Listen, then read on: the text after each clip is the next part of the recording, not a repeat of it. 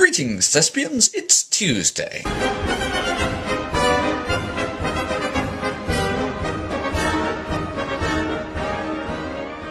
So did I have an interesting day today?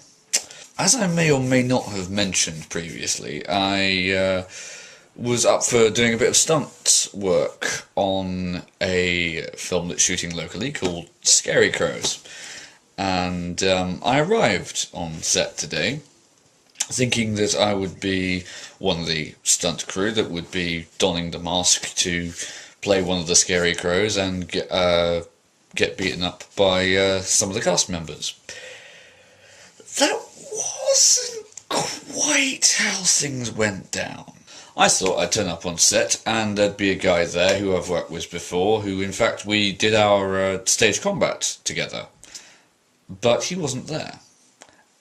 And it slowly dawned on me that I had arrived on this set. I was the only stunt person. They thought I was a fully qualified stunt coordinator. And so I had about 10 seconds of panic. And then I thought, you know what? I could own this. And I went through the whole day. I choreographed a fight scene with the 4 or 5 other cast members that I needed to have a fight with. I donned a monster mask for 2 scenes, one of which was the one that I had choreographed the fight with, and it went down pretty well, actually. I am hoping that I will be back working with them at some point this week, although it's probably not going to be tomorrow now. Like a lot of these productions, it's very much ad hoc on the organisational side of things, and they've rescheduled a lot of different things, but oh my god, I arrived today thinking I would be a stunt performer and ended up being basically stunt coordinator for an entire film. I mean, okay, it's just for today. There are other stunt performers who are going to be in there later this week. Like the guy I spoke of previously, he's being set on fire at some point, which will be fun. I met a load of new people today, a load of new very useful contacts, I hope.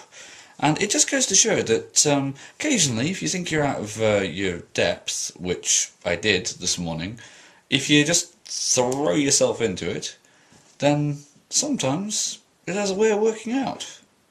I mean, literally, the only thing that would have made today better were if I was actually getting paid for it. I'm just going to round off this video by talking about what Mark was talking about in his video, about people not turning up. There was one incident where, this was at Signet in my first year, where one of the guys in the year above me, who was a guy in a wheelchair who was disabled, he couldn't make it because he was in hospital. He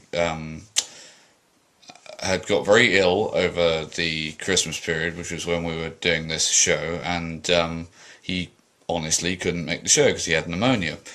And so we were wondering what we would do, and eventually one of the teachers had to go on for him, and he read it from book. And the funny thing was that this particular teacher had to then read this part for the remainder of the run, and then when we brought the show back in I think it was the following spring, when the guy was better, he still didn't do all of the shows, and the teacher was there to read him from him again, and even though he'd had that amount of time to learn it, and they'd said, look, we don't know if this guy's going to be able to make it back to this, could you possibly learn this and actually go on for this part? He still, to the very last performance, was reading it off the book, because it was like, fuck it, they're not paying me enough for this. The amusing story I was going to share was, actually during that same run, we went on every night at 7:30, because that was the normal time Signet put shows up, but I had to be in extensive hair and makeup before going on, because it was I was playing an old man. And you know, I have been known on occasion, if I have a show, to roll out of bed at 5:30 in the afternoon go in, do the show, and then party all night long. I have been known to do this.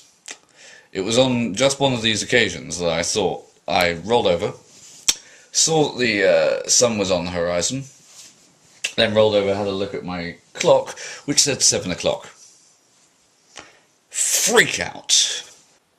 And it is only just then, as I'm frantically thinking, oh my god, I've got to be in the theatre in half an hour, it takes that long to drive there,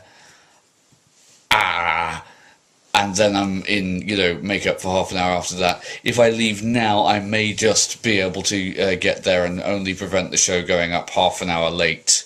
Freak out. And then I noticed that my mum is wearing a dressing gown. It's 7 o'clock in the morning. I'm fine. And it took me a good hour to get back to sleep after that, but that was quite definitely one of the most anxiety-inducing experiences I have ever had whilst working in the theatre. So, I'll leave you with that, and Mary, I'll see you tomorrow.